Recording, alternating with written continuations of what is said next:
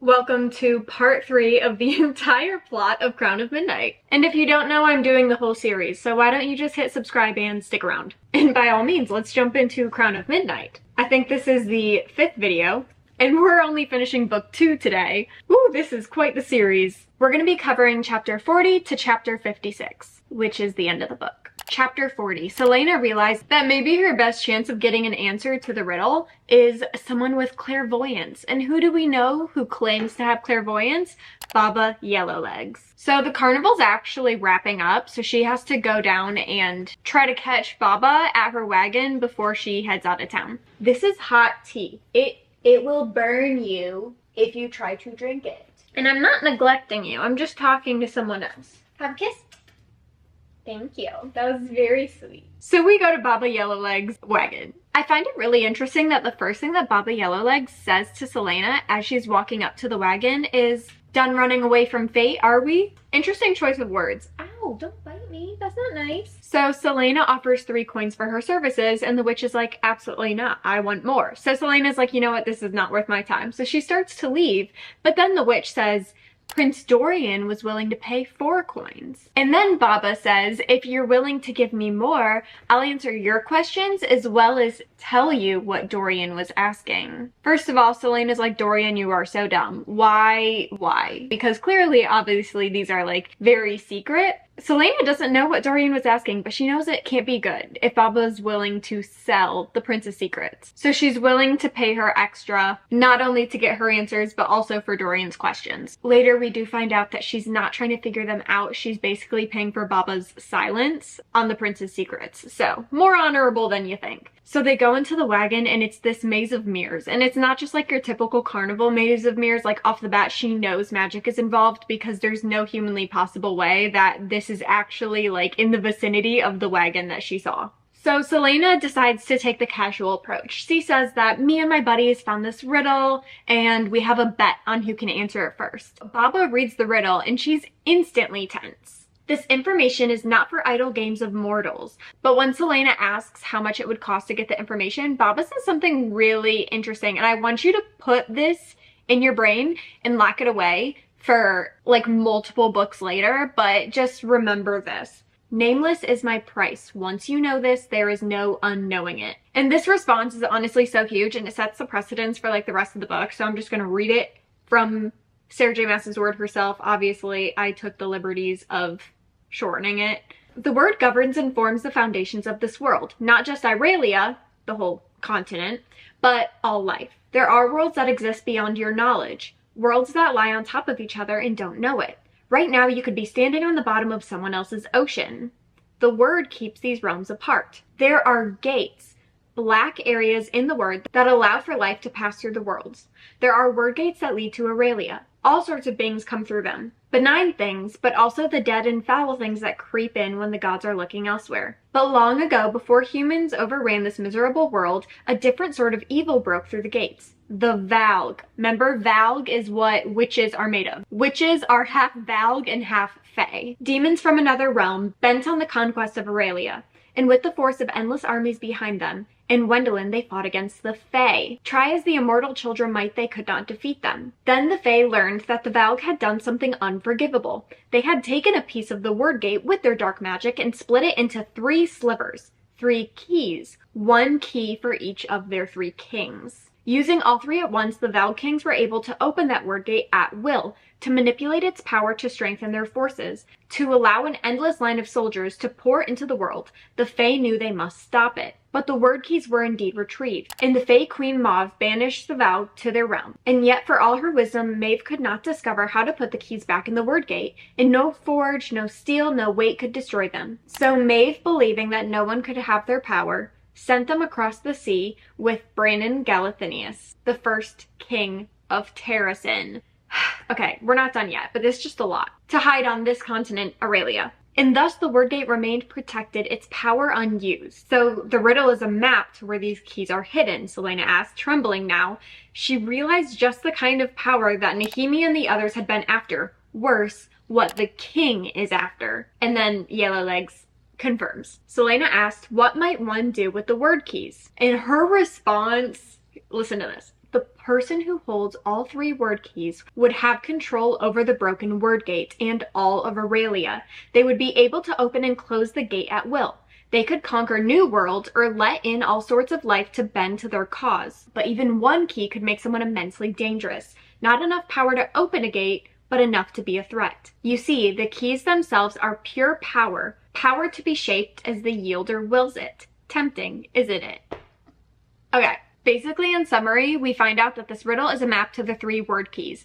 And the word keys are basically 3 keys to this gate. So each of these keys is like a third of the big key to the gate. But then she says that whoever has the keys has a crazy ton of power. Who has a ton of unexplainable power right now that can't be explained when there's no magic? The king. Him and Parrington have been talking about this power that they've been using. So it occurs to Selena that the king has at least one of these word keys. And here's where it gets interesting. She now has access to the riddle, and she knows a lot about these word keys, which means that Baba now has way too much information, and Selena's like, I gotta kill this witch. So Selena goes to make the first blow, but Baba Yellowlegs, who may be old, but she is supernatural, beats her to the first punch and knocks her down on the floor. Chapter 41, Kale makes a list of every single possible noble family Selena could be from. Because remember, Kale now realizes Selena may pack way more power in her punch. She may actually be from a noble Terrasen line. And I guess he's talking with Dorian in this moment and basically trying to decide whether or not he should tell Dorian, because if he's correct, which he's convinced that he is, she could be a huge threat to Dorian. We're gonna jump to Selena's POV because she's still brawling with this witch. And then she remembers, somehow, somewhere, she learned that the only way to kill a witch is to cut off its head. So that's exactly what she does to Baba Yellowlegs. Except Baba goes down swinging and she leaves what's described as a necklace of scars on Selena's neck. Chapter 42, Selena goes back down to the tombs to see what else she can find out about word marks now that she has a little more context for the poem. And Mort sees the scars and he's like, you just branded yourself a witch killer. Which, mind you, I don't know if this is a loophole in the series, but literally in book 1, like within the first 5 chapters, we learn that Selena has killed a witch before. So I don't know why it's all of a sudden a really big deal that she's a witch killer. If any of y'all have an answer to that and I'm just missing something, put it down in the comments because I'm actually very curious. But I guess it is kind of a bigger deal now because Baba Yellowlegs wasn't just any old witch. She was actually the queen to a witch clan. So Mort tells her, he's like, when the time comes, you're gonna have to pay for that. And I guess we're gonna find out what that time is eventually, but not right now. We're gonna go back to Kale's POV because it is killing him. Like he needs to know. He is obsessed with finding out what noble family she is from. So he sneaks into her rooms when she's not in there and he's looking through all her stuff and he finds her will. She had written up a will, I think it's like 2 days before Nehemia's death, and she left everything to Kale. Obviously, the day Nehemia died, every single feeling that Selena had towards Kale completely went away. Like they were planning on running away together, living their happily ever after together, and now she wishes he was dead. So you could say there's been a shift in the relationship. So the fact that everything in her will is left to him is actually kind of insane. As we know, Selena's in the tomb, so she sneaks back up through the secret doorway and is back in her room, and Kale turns around, obviously having no clue how in the world she got back into the room. I think he just assumes that she was in the room the whole time and he just missed it somehow. He just kind of looks at her like, what are you gonna do? Like, if I were him, I would be afraid to be in a room alone with her. I would fear for my life. I think that's how he feels in this moment. And she just looks at him and she's like, I'm not gonna change it. Like, you still get everything if I die. And this just breaks Kale's heart. It basically is just shoving in his face everything he could have had if he didn't put his loyalty to the king above his loyalty to the love of his life. And this is the moment where Kale's heart just breaks because I feel like it just shows him everything that he's missing out on, all because he chose to be loyal to a corrupt king over the love of his life. Chapter 43, Selena is going down to the iron door in the secret underground library in the castle. Honestly, it's kind of confusing to me because I'm pretty sure she only had a couple lessons with Nehemia on word marks before Nehemia died. All they ever talked about was how disastrous those lessons went, but apparently Selena knows enough to actually use them now. I don't know how instructive that Walking Dead book is, but instructive enough apparently for her to go down and use the word marks to unlock the iron door. Because I'll remind you that although magic doesn't work in all of Irelia, word marks do. It's like one of the very few, obviously besides word keys. So word keys and word marks are the only kinds of power and magic that actually work in all of Irelia right now. Ooh, I'm getting raspy. Okay, so she unlocks the iron door and she's walking through, and it is a long hallway with doors on either side of the hallway, and all of the doors are numbered 1 to 100. The doors have no handles, and when she looks inside, she realizes like these are dungeon prison cells. You know, like the stereotype like in a prison where people put markers for like how many days they've been in there. She keeps seeing those on the walls, but they're made with fingernails. That's gross. You're being so good while Mommy's recording. I love you for that. So she walks all the way down the corridor, and I don't know what kind of bravery is in this girl's blood to actually walk all the way down there. Honestly, the fact that she went all the way down there and unlocked the door after seeing eyes underneath the door to me is just insane. But she not only unlocks the door and goes in and takes a look around, but she walks all the way down the hallway past like 50 doors worth on either side. And she gets to door 100, which is like right at the end. And when she opens it, there's a spiral staircase, and she can either go up or down. And right as she's about to decide whether or not to go up or down, she realizes, like to one of the doors on either side of her, that the door had been smashed from the inside. One could argue that these are more cages than dungeon cells. So she decides to go all the way up the spiral staircase, and she realizes a lot of black stone. And it's the same exact stone that she's noticed is in the King, Carrington, and Roland's ring. And I guess the ring that Kane used to have. And then she realizes she is in the Blackstone Tower. Chapter 44. Dorian is in the library, and he notices Selena walking through the library. So he decides to follow her, and then he sees her lift a tapestry and go through a secret doorway.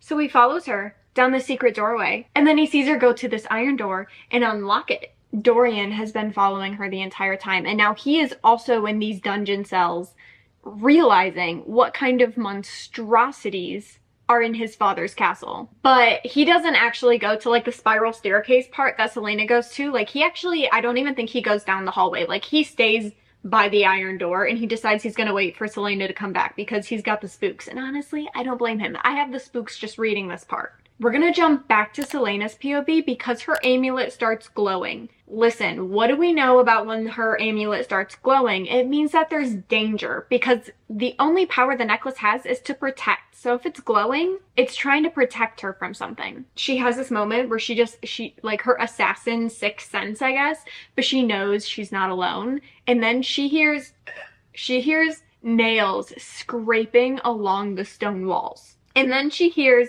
hissing. It is the same hissing that she heard at the beginning of this book when she saw that animalistic hooded creature in the library. Yeah, it's that thing. She whips around, and thankfully she was smart enough and she brought Damaris. So she whips Damaris from behind her back and she goes to like slash at this creature. And the crazy thing is that she hits it, but it's totally unaffected. So whatever this thing is not affected by mortal steel. And this thing, it is animalistic, it has supernatural strength, like it is so inhuman. But as they're fighting, his hood kind of falls back and she realizes that it actually is a man. But he's not a man anymore. Like he is a man that has been stripped of all of his humanity and been turned into some animalistic beast. And it occurs to her that if she saw this thing in and out of the library, that means it knows word marks. So not only can they not keep it detained down in the dungeon, but her sword can't defeat it. So the only thing she can do is run, and run she does. And while sprinting out, she runs into Dorian, and she's like, you know, we don't really have time for questions right now, but you and I are gonna have a lot of talking to do as soon as we're out of here. So they make it back to the door and they swing it shut, and they're both trying to hold the door. Dorian, as we have learned, whenever he's in a high stress or high emotional situation, what happens? His magic unleashes. And that's exactly what happens here. His magic unleashes at the door, and Selena's like, that's new. So I guess she left the Walking Dead book like near the iron door, which honestly, thank goodness, because she could really use it right now. So she has Dorian grab it and turn to a binding spell page, and she uses word marks and she does a whole binding spell. And the creature is bound behind the door temporarily. That debacle's all done, and Celaena turns to Dorian and she says, do you want to explain yourself first or should I? Because I guess they both have a lot of explaining to do. First of all, 1, what was that? 2, how does she know word marks? 3, why was she down there in the first place? And why did Dorian follow her? And why does Dorian have magic? Like, they both have a lot of explaining to do on either end. Also, she needs to know what in the world he said to the witch, but I think she's kind of already picked up on what that might be. So he actually decides to explain himself first, and she has a lot of questions. And the first one she thinks to ask is, why do you have magic and no one else does? Because remember, we find out in book 1 that Celaena actually had magic before magic disappeared. So I feel like that's a fair question for her to ask. Like, why do you have magic but I lost mine? And he just basically reveals he doesn't know. He's been trying to figure that out himself. He even tells her about the night that she went to kill Dorian. He's actually the only reason that her blade did not strike true. She just straight up looks at him and she goes, I knew magic was involved, I just didn't know it was you. And then he just lets her know that no one knows, not even Kale, who he tells everything to. So it's really just her keeping his secret.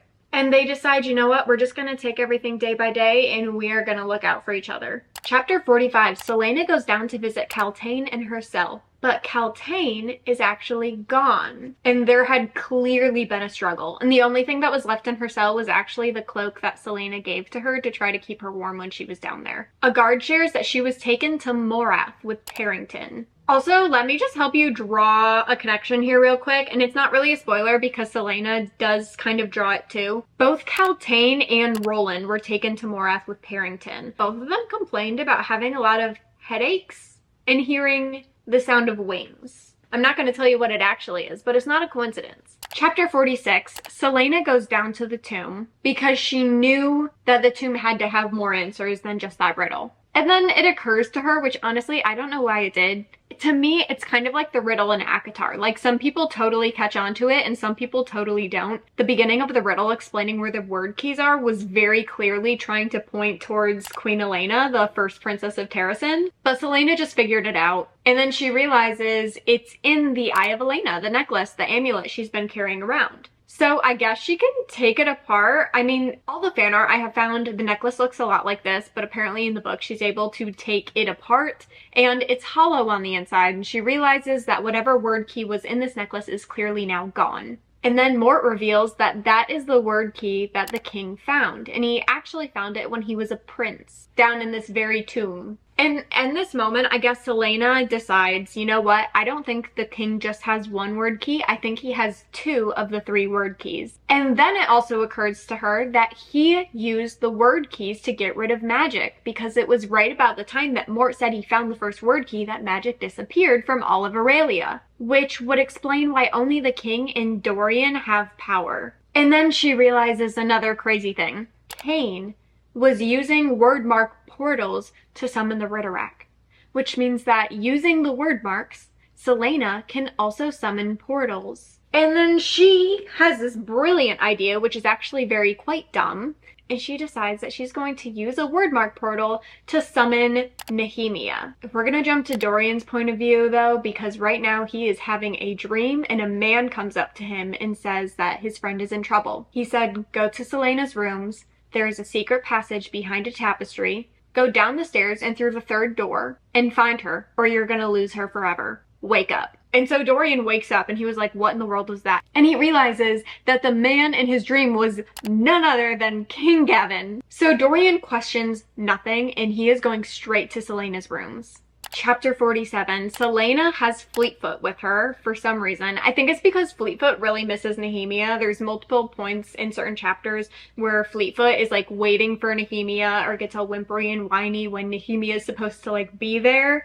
So she brings Fleetfoot, she makes all the necessary markings, and she summons a portal. And she realizes that she really needs to talk to Nehemia because the last word she ever said to her is, you are nothing more than a coward. And Celaena does not want that to be their last interaction. So she's summoning Nehemia basically so they can make things right between them, but also to try to get some answers about these word keys. So surprisingly, the spirit of Nehemia does show up through this portal, and Selena just apologizes. Like, she instantly just jumps into apologizing for the way they ended things, how she wasn't there to save her, how she could have saved her, blah, blah, blah, blah, blah. But Nehemia's like, listen, do not open this portal again, or someone else is going to answer your call, and you will not survive the encounter. Whoa, okay, like that's intense, that's a lot. But before Selena can even process that, Nehemia then says that my death set things in motion, things that needed to happen. And then she just straight up disappears. And then Selena hears something, turns around, and who else is standing behind her than Archer Finn? Chapter 48. Archer Finn reveals that Nehemia showed him the passages, and he's been using them to keep a close eye on Selena since Nehemia's death. So Selena's armed and she's deciding whether or not she can trust him. She really just doesn't know what to do in this moment. And he puts his hands up to show like, hey, look, like, I'm not armed, I'm not gonna hurt you. But when he does, his sleeve falls down and it reveals a very interesting looking tattoo, which she has seen before. Do you remember when Selena was going through Nehemia's things, amidst a bunch of writings in Eelway and in word marks, there was something in the common tongue that said, do not trust, and then she drew a symbol? The symbol is Archer's tattoo. Nehemia was trying to tell Selena in a secret way not to trust Archer Finn. This is where it gets even crazier. Archer Finn reveals that him and Nehemia were trying to find the word marks together. And he wants to know more, but unfortunately at this point Selena knows as much as he does, so he wants to team up together to see what they can find out. But unfortunately for Archer, he accidentally slips up, because Nehemia apparently was very clear that she wanted to find the word keys and destroy them. Archer Finn accidentally let slip that he wants to find the word keys and use them. He thinks he's going to use them for the greater good, but frankly, you can't use an evil weapon for good. Selena realizes that the only way she's going to get more information out of this guy is if she pretends she's on board. So she starts to play the role of like, oh yeah, so like what could we do, do you think, with that unlimited power? What would that look like, a partnership between the two of us? And then this is where it gets absolutely bonkers. And honestly, this is one of those moments where the first time I read this book, I had to like physically put the book down and process what I just read, because he reveals that although Grave did kill Nehemia, Minister Mullins was not the one who hired Grave. Archer Finn was. Archer Finn ordered Nehemia's death. He's the one who made the anonymous threat. He's the one who took a bet on the fact that Cale was not going to tell Selena. And at this point, Selena's like, you know what? I've heard everything I need to hear. I'm going to kill you. So that's exactly what she does, or tries to do. Unfortunately, she's not successful because in the chaos of all of this, for some reason, they forgot about the fact that there's literally a portal to the underworld open and just sitting there. Even after Nehemia just warned her, like, hey, you're not gonna like the kind of things that come through this portal, she leaves it open during this entire conversation. So she's about to kill Archer, and then something comes out of the portal, and it's not Nehemia. We're gonna jump to Cale's POV for a second because Dorian comes bursting into his rooms and just says, she's in trouble, we need to go. Cale doesn't even question it. He knows exactly who he's talking about. So they're running to Selena's room in a full-on sprint. And he's like, what do you mean? Give me more context. What am I walking into right now? And Dorian just says, look, I know it sounds crazy, but I had a dream and they said that Selena's in trouble and that there's a secret door in her room and we need to go through it and we need to get to her or she's gonna die. And Cale, honestly, in this moment's like, I think you're kind of crazy. I don't know if I believe you. I know for a fact there's not a secret doorway in her room, but you know what? You seem really stressed out about this and I'm going to be a good friend. So I'm just going to go along for the ride. So they get to her rooms and the doors are locked. So Cale just breaks this door down in just a second. And sure enough, he watches Dorian go straight to this tapestry, pull it back, and there's a secret door. Cale in this moment is like, so many things become apparent to him. He starts thinking of all the times that Selena ended up not being in her rooms when she was supposed to be, and the guards knew nothing about it. Honestly, I just feel so bad for all the guards who probably got in trouble for all the nights that Selena was able to sneak past them, but in reality, she was just using a secret door. So Cale realizes at this point, you know what, Dorian, I believe everything that dude said to you in your dreams, so let's go get Selena right now. So they sprint down these dusty stairs, they take the third door on the right, they go through, and they walk into a sight to behold. They see Selena knocked out on the floor, Archer standing over her with a book chanting really weird ancient languages, Fleetfoot is going berserk, barking at a portal. But when they look at the portal, they see a literal monster, like just standing in this portal. Chapter 49. Because Kale is a man of action, the first thing he does is he launches for that monster. And because Dorian's more of a tender, caring person, he goes straight for Celaena to make sure that she's okay. Honestly, I feel like that works great. Like, they both know their roles in the scenario and they both hop into action, so I'm not mad about it. Celaena actually wakes up and Dorian immediately goes to start to fight the monster. And I don't know at what point Dorian started to be able to control his magic like this, but he's able to start, like, making blows at this monster with his magic.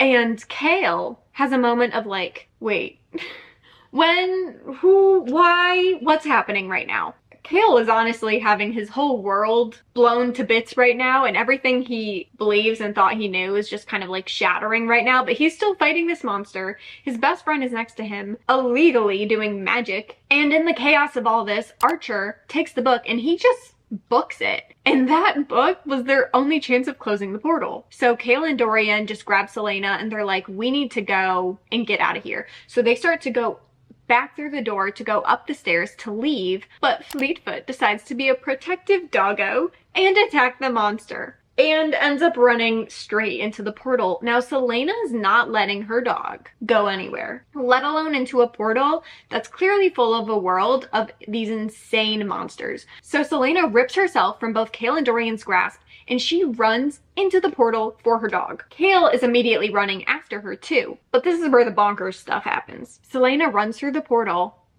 and Kale watches Celaena shift from human to fae. Chapter 50, we're in Celaena's POV, and she's realized that she has shifted, and that she has shifted in front of Kale. Celaena has not shifted into her fae form in 10 years, so it is one of the most excruciating pains that she's experienced in a long time. And she realizes her secret is out, that she is fae. Let's just take a minute and let that sink in.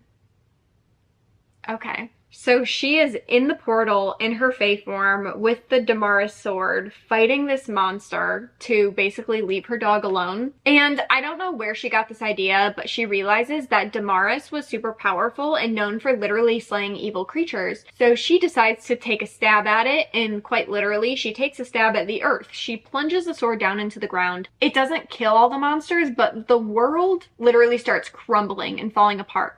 So Kale reaches into the portal, grabs her by the arm, and somehow, I guess, grabbed Fleetfoot as well. And he pulls them back in, and she immediately pops back into her human form because remember, there's no magic. And if you're confused about why that's a thing, you actually get answers for that in the next book, so don't worry about it. Thankfully though, Dorian, for whatever reason, did not see the shift happen, and both Kale and Celaena know that Dorian didn't see it. So they're just kind of looking at each other, and Kale obviously looks like he has seen a ghost, or in this case, a fae. And I feel bad because Dorian thinks it's because of him, but it's really because he's just found out that his two only friends in the world, one of them's actually a fae creature, and the other one has magic. In his entire life, he's been an absolute purist about how magic is evil, but then the two people he cares about most in life now have magic and like extremely powerful raw forms of it. I'm not going to pretend to understand this part, but basically she goes to the word marks that she drew on the ground in order to summon the portal in the first place, and she like messes them up on purpose, so it ends up like getting rid of the portal. So the portal's gone. Don't know why we didn't do that first thing. But it's done now, so it's fine. And they decide, you know what, we've all got cuts, bruises, and scratches, and they look pretty rough. So they're gonna go actually down to the infirmary and see a healer. Kale says, all right, but we're doing healers. We're all having a very strong drink. And then both of you have a lot of explaining to do, and I have a lot of questions. And they all agree, you know what, yep, that works. But as they start to head up the stairs, Celaena realizes Archer cannot have gotten far, because I guess she like injured his leg or something. So she once again rips herself from the grasp of both of these men, and she books it down the passageway to follow after Archer. Chapter 51. She of course catches up to Archer, and right as she's about to kill him, she remembers something that Nehemia said to her. Basically before her death, there was a conversation they had where Nehemia said, despite all the horrible and dark things that have happened in your life, you have a light inside of you, and whatever you do, I don't want you to lose that light. And Celaena is holding these words to her heart. So she's going to kill Archer, and she's like, you know what? I can't let that light go out. So she's like, you know what? I'm gonna let you live. But then she sees in his eyes, he's feeling really smug about that. Like, he just won. And then Celaena decides, you know what? Nehemia was a good woman. Unfortunately, I am not. So she does what she does best. Chapter 52. Selena just got done making Archer regret ever living in the first place, and she probably does her best work yet to date. And then she turns around and Kale is standing at the end of the passageway, and he watched her the whole time revel in probably one of the goriest, most monstrous assassinations that she's ever committed. But honestly, Selena's totally unaffected at this point. Kale knows she's Fae, and she's like, you know what? I can't make things any worse. Like, you already hate me, you already think I'm a monster, so let's just pretend this never happened and go back to the castle. So they walk back and they go to the infirmary. Once again, Dorian did not witness this. So I feel like poor Dorian is just so out of the loop right now on why everyone's so crazy tense. And while they're with the healer, which by the way, they ask her to keep everything private, and she's like a younger healer. She's not like the head healer. You'll get to know her a little bit more in the next book. Basically, she agrees to keep everything secret, and they start talking about what in the world happened. After they're done being treated, Dorian goes back to his rooms, but Kale stays behind and wants more answers, because obviously he has more questions because he saw more. So she tells him that her grandmother was actually Fae, so she's able to shift into being a Fae, but she hasn't been able to shift since magic disappeared.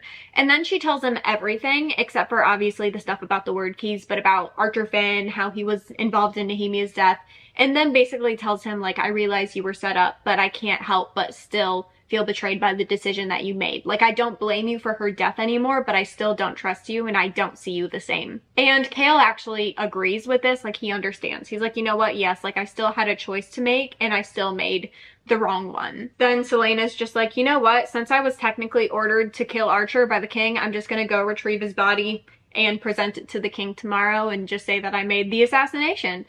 Which technically she did.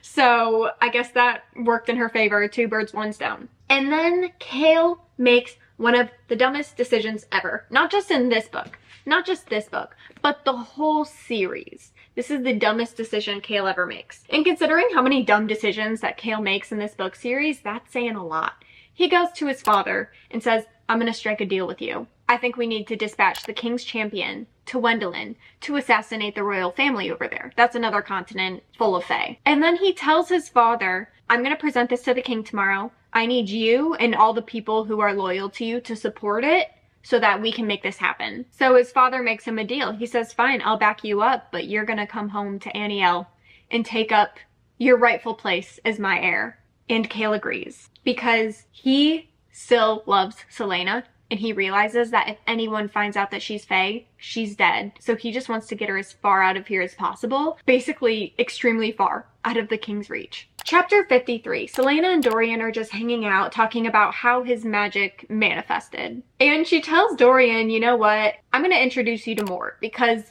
Nehemia did tell him that she would explain things to him when the time came, but now she's dead. And Selena just says, you know what? I do know one magical creature who might be able to have some answers for you, so I'll introduce you to my friend Mort. Then we're going to jump to Dorian's POV, but a little bit later that day, because the council is all meeting together, as they usually do, and Kale presents an idea.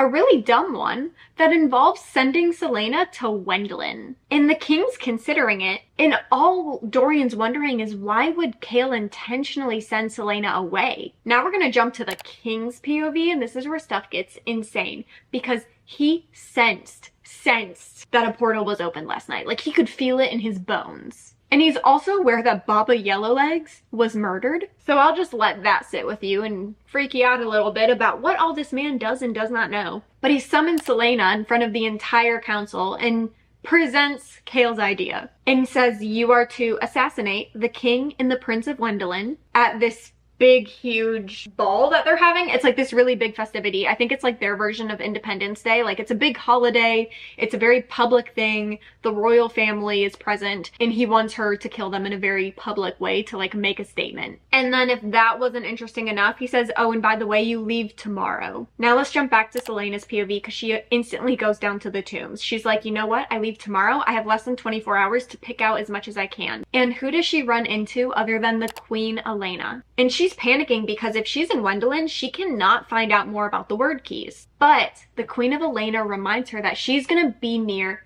Dorneal, which is where most all the Fae are. to this day, and even after rereading this section multiple times, I don't understand why Celaena comes to this conclusion, but basically based off something Elena says, it occurs to her that Nehemia knew she was gonna die, and she orchestrated her own death. And I think that does a mix of things for Celaena. It gives her some closure, but at the same time, it also makes things significantly worse because she has so many questions, and now she's frustrated at her friend, but she also doesn't want to be frustrated at her dead friend. So it's just like this big, complex, emotional thing. Chapter 54, Cale's point of view after making the dumbest decision of his life. And Dorian comes up to him and starts picking a fight, and Cale lets him, and he's refusing to answer any questions. And they have a huge fight, and frankly, I think this is where we see, like, the end of their friendship. It's made very clear by the end of this argument, you know what, like, I can't come to you for anything. Like, I thought we kind of had a bonding moment, but you know what, like, clearly I was wrong about you. Then we're gonna jump to Celaena's POV because she goes to Nehemia's grave,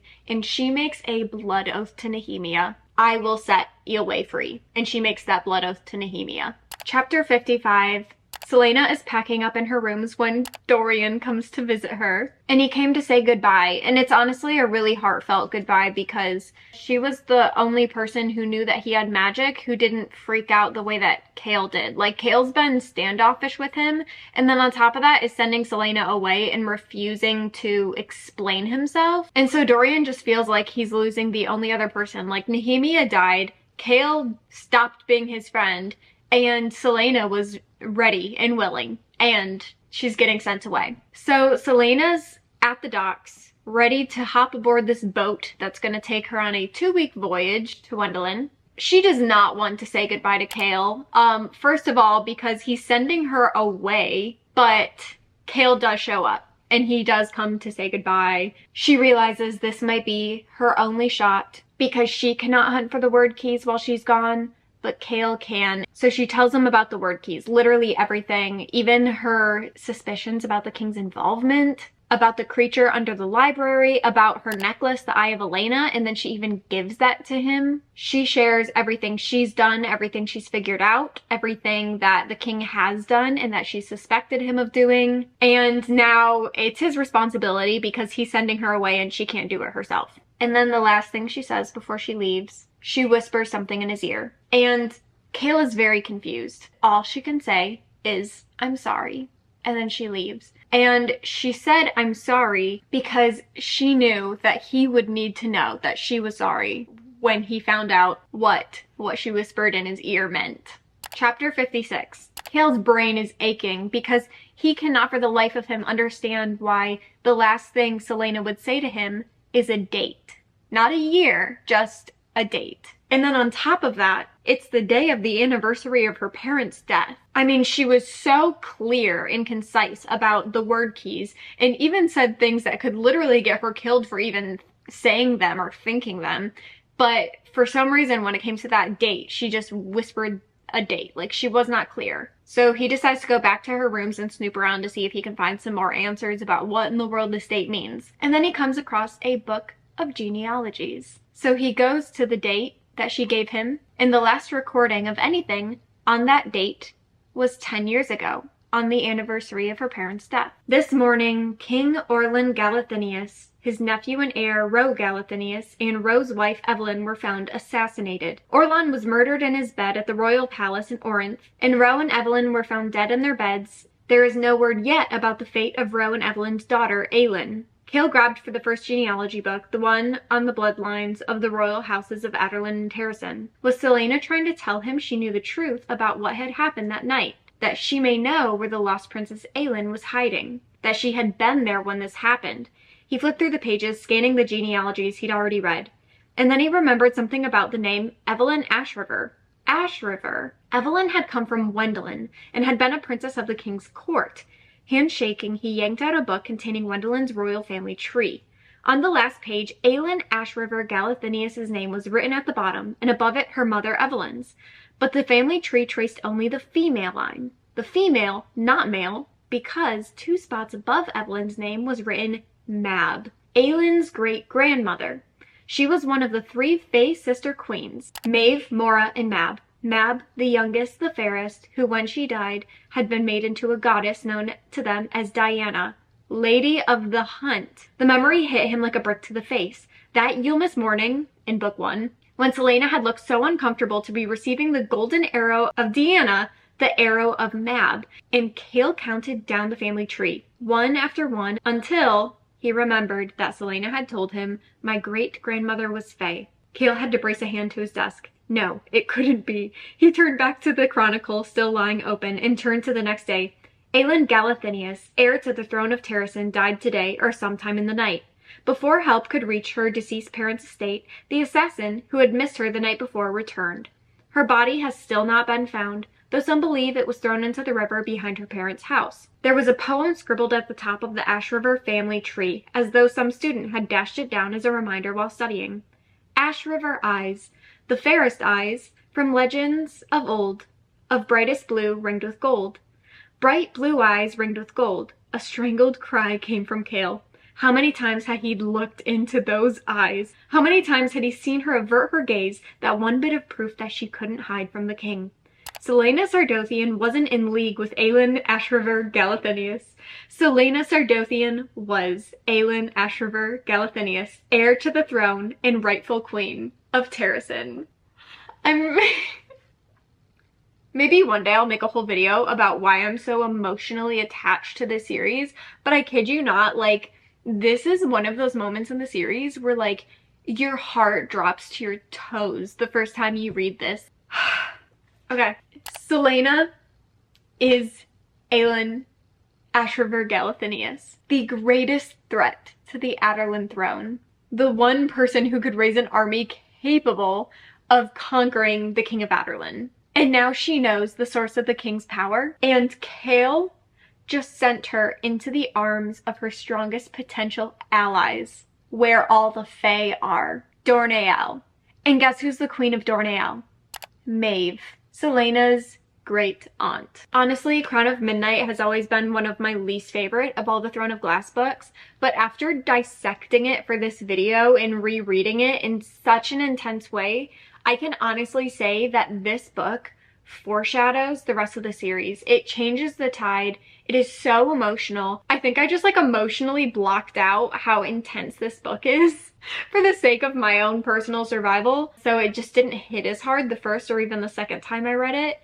But when I tell you, rereading this book, I have a whole newfound respect for it, and I think it's much higher on the scale of Throne of Glass books for me. But that being said, that is the end of Crown of Midnight by Sarah J. Maas. Now, I did ask you guys whether or not I should do Heir of Fire or Assassin's Blade next, and it seems like the popular opinion is to go ahead with Heir of Fire. And after Heir of Fire, I will be tackling the Assassin's Blade. For now, you should definitely subscribe, or if you're already subscribed and you're just looking for a way to kill time, I highly recommend checking out my Sarah J. Maas playlist. Not only do I go through the entire plot of the series, but I also talk about a lot of other fun aspects of the Sarah J. Maasverse. That being said, have a lovely week and I will see you Friday.